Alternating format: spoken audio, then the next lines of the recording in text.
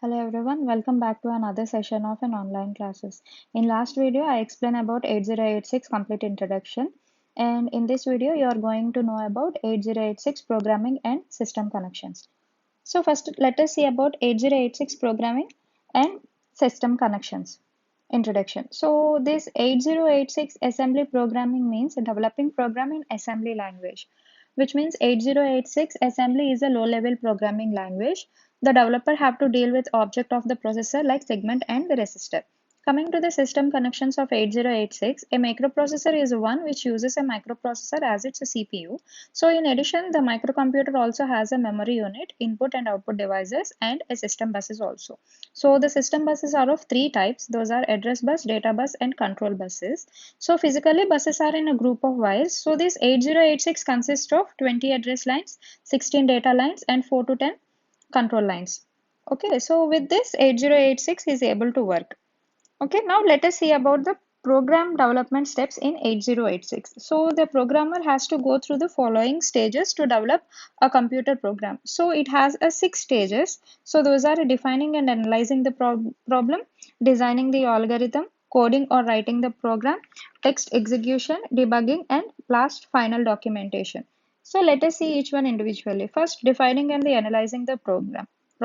So in this step, a programmer studies the problem and decided the best way to solve these problems. So studying a problem is also necessary because it helps a programmer to decide about the following things. Those are the facts and figures which are necessary for the development of the program, and also the way in which the program will be designed, and also the language in which the program will be the most suitable, and what is the desired output and in which form it is needed.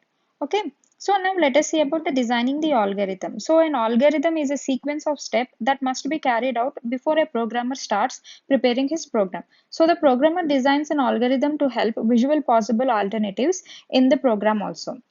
So coming to the coding or writing the program, so this step, this is the next step after designing the algorithm is to write the program in a high level language. So this processor is also known as a coding. So after coding, we have a test execution. So in this process of execution, the programmer to find out the errors or bugs is called the test execution. Okay, it helps a programmer to check the logic of the program. It is also ensures that the program is error free and also workable. And coming to the debugging step, in this process of detecting the location and correcting the bugs in the program. So it is performed by running the program again and again. So lastly, we have a final documentation. So when the program is finalized, its documentation is prepared. So final documentation is provided to the user. It guides the user how to use the program in the most efficient way, and documentation should also be done in each step during the development of the program. Okay, so these are the 6 steps for the developing a program in 8086. Now let us see what is the use of an assembly language. So assembly language is used for hand optimization of commonly used code. So mission dependent parts of operating systems and also device drives. So some embedded devices with limited memory and simple functionality. These are some of the uses of the assembly language. Now let us see about the spacing and timing efficiency. So in this time efficiency, this assembly language is understanding the source of program inefficiency and turning the program performance, and also helps to write the compact code. So in writing the assembly programs, it gives the computer design the needed deep understanding of the instruction set and how to design one. Okay, so in this process, what happens is first, symbolic representation of a stream of bytes are going in the source text file.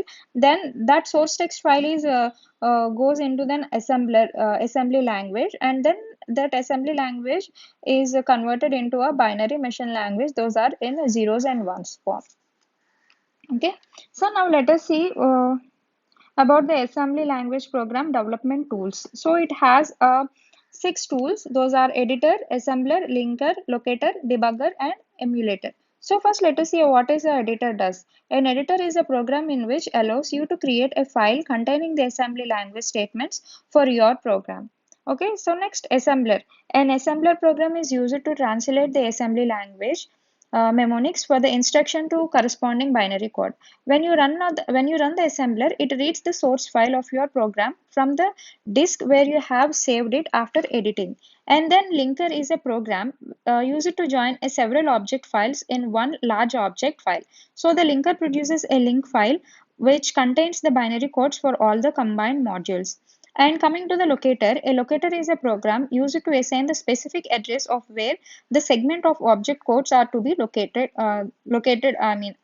in the memory. Okay, so next, debugger. A debugger is a program which allows you to load your object code program into a system memory, execute the program, and to debug it. So next we have an emulator. So an emulator is a mixture of a hardware and a software. It is used to test the debug hardware and the software of an external system, such as a prototype of a microprocessor based instruction. Okay, so now let us see about the procedure in an assembly language program. So what is this a procedure? While writing a program, it may be the case that the particular sequence of instruction is used several times. So to avoid this writing the sequence of instruction again and again in the program, the same sequence can be written as a separate subprogram called as a procedure. So each time the sequence of instruction needed to be executed, all instruction can be used, and the call instruction transfer the execution control to the procedure. In this procedure, a RET instruction, that means an RET instruction, is used at the end. This will cause an execution to be transferred to the caller program. Okay, so now let us see what are the advantages of this procedure in an assembly language program. So the first advantage is programming becomes so simple, and next we have a reduced development time as each module can be implemented by the different persons, and debugging of a smaller programs and procedure is also easy. Reuse of the procedure is also possible, and the library of a procedures can be created to use and distribute. And coming to the disadvantages, we have an extra code may be required to integrate the procedure, and linking of the procedures may be required, and the processor needs to be extra work to save status of a current procedure. Okay, so now these are the advantages and the disadvantages of procedure in an assembly language, and we also have a Marcos in the assembly language program. So let us see what is this macros. So when the repeated group of instruction is too short or not suitable to be implemented as a procedure, we use macro. So a macro is a group of instructions which is a name is given. So each time a macro is called a program, the assembly will replace the macro name with a group of instructions. So what these advantages has, it reduces the amount of coding, and program becomes more readable and also is simple, and execution time is less as compared to the calling procedures, and it also reduces error caused by a respective coding. Okay, coming to the disadvantages of this macro, is the memory that is required to program becomes more. Okay, these are some of the advantages and disadvantages of this macro in assembly language programming. Now let us see the addressing memory of 8086. So what is this addressing memory? So the 8086 memory address space can be viewed as a sequence of 1 million bytes in which any byte may be contained in 8-bit data element, and any two consecutive bytes may contain a 16-bit data element also. So there is no constant 1 byte or word address boundaries. So the address space is physically connected to the 16-bit data bus by dividing the address space into 8 banks up to a 512 kilobytes each. So one bank is connected to the lower half of the 16-bit data bus. Those are from a D0 to D7, and contains even an address bytes also. So that is from A0 bit is low, the bank is selected, and the other bank is connected to the upper half of the address bus. Those are from D8 to D15, and contains an odd address bytes. Those are 8 when A0 is high and bus high enable pin is low, and the add bank is selected, and a specific byte within each bank is selected by the address line. Those are from A1 to A19. So that data can be accessed from the memory in 4 different ways. Those are the 8-bit data from a lower address bank, 8-bit data from a higher address bank, 16-bit data starting from even address, and 16-bit data starting from an odd address. So first let us see about this 8-bit data from a lower address bank. So to access this memory bytes from a lower address, information is transferred over the lower half of the data bus. Those are from D0 to D7. So the A0 is the output low and the bus high enable pin is output. So high enabling only the even address bank. Okay, so now 8-bit data from a higher address bank is to access the memory byte from an odd address information is transferred over a higher half of the data, that is from D8 to D15. So here the bus high enable output is low, enables the upper memory bank, and A0 is an output high to disable the lower memory bank. So coming to the 16-bit data starting from an even to even address. So the 16-bit data from an even address is accessed in a single bus cycle. So address lines from A1 to A19 select an appropriate byte within in each bank. So A0 low and BHE is high enables both banks simultaneously. And coming to the odd address, 16-bit word located at an odd address is accessed using a two bus cycles. During the first bus cycle, the lower byte is accessed. During the second bus cycle, the upper byte is accessed. So during the first bus cycle, those are from A1 to A19. Address bus specifies the addresses of A0 and A0 as 1 and bus high enable is low. So therefore, the even memory bank is disabled and odd memory bank is enabled. So during the second bus cycle, the address is an incremented. Therefore, A0 is 0 and bus high enable is high. So the even memory bank is enabled and the odd memory bank is disabled. So these are about the addressing memories of 8086. So now let us see about the ports in a microcomputer. So all useful microcomputer systems have an input and output devices, as we all know. So these are input and output devices move data between the outside world and the computer. So the interface between the CPU and these I/O devices is through resistors in the address or I/O space of the processor. So through these resistors, the CPU can read or write the number of bits at a time. Okay. So now let us see the 8086 interrupts. So interrupts is a method of creating a temporary halt during a program execution and allows the peripheral devices to access the microprocessor. The microprocessor responds to the interrupt with an ISR, that means interrupt service routine, which is the short program to instruct the microprocessor on how to handle the interrupt. So there are two types of interrupts which we have here, hardware interrupt and the software interrupt. Coming to the hardware interrupt, we have a hardware interrupt is caused by the peripheral devices by sending a signal through a specified pin to the microprocessor. So 8086 has a two hardware interrupt pins. These are a non-maskable interrupt and the maskable interrupt. So coming to the non-maskable interrupt, it is a single non-maskable interrupt pin having a higher priority than the maskable interrupt request pin. So and it is of a type 2 interrupt. When the interrupt is activated, these actions takes place. What are those actions are? It completes the current instruction that is in the progress, and it also pushes the flag register values on the stack and pushes the code segment value and the instruction pointer value of the return address on the stack. And instruction pointer is loaded from the contents of the word location, and this code segment is loaded from the contents of the word location. Okay, so interrupting flag and the trap flag are reset to 0. And coming to the maskable interrupt, this maskable interrupt, the microprocessor will be interrupted only if the interrupts are enabled using the set of interrupt flag of instructions. So it should not be enabled using a clear interrupt flag instruction. So this interrupt is activated by an input and output port.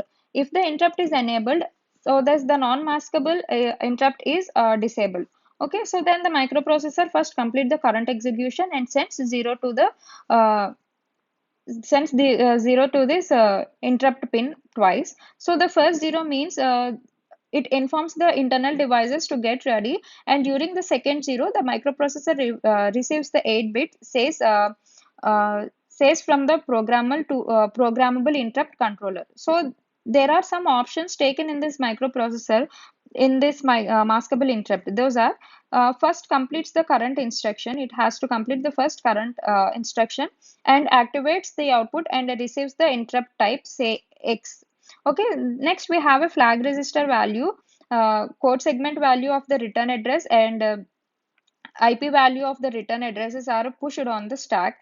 So this pointer, that means an instruction pointer value, is loaded from the contents of the word location, and this control segment is loaded from the contents of the next word segment, and here the interrupt flag and the trap flag are reset to 0. These are the hardware interrupts.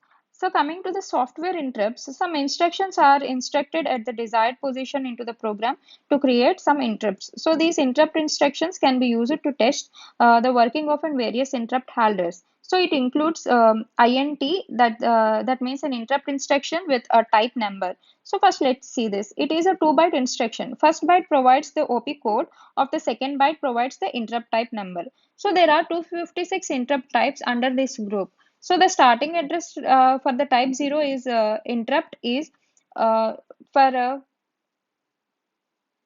00000H, and for the type 1 interrupt it has a similar for the type 2 also, and the first 5 pointers are dedicated interrupt pointers. So type 0, type 1, type 2, type 3, type 4 interrupts are in these, the interrupts from the type 5 to type 3 are reversed for the other advanced microprocessor, and the interrupts from 32 to type 255 are available for the hardware and the software interrupts. So coming to the int3, that is a breakpoint interrupt instruction.